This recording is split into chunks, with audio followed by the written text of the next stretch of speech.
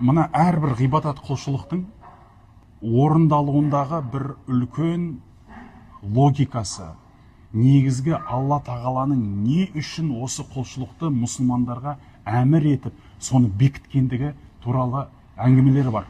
Мысалға, намазды Алла тағала не үшін адамдарға оқы деп жатыр? Не үшін 5 уақыт намазды парыз етіп жатыр? Сол 5 уақыт намаз оқу арқылы оның артында қандай бір жеміс бар?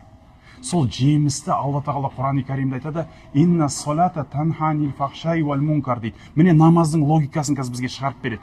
Намаз оқыған адамдар үшін намаздың беретін жемісі бар. Ол жеміс дейді, кімде-кім намаз оқыса, Алла тағала оны жаман, ластық амалдардан, күнә істерден тоқтатады дейді. Намаз күнәдан тоқтату үшін келген екен. Міне логикасы намаздың.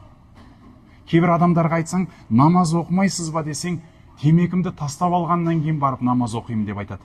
Мен оларға айтам, сіз темекіні олай тастай алмайсыз ешқашан. Сіз намаз оқыңыз. Намаз оқыған кезде не істейсіз? Сіз Алла тағаланың жаңағы сөз алдыға шығады.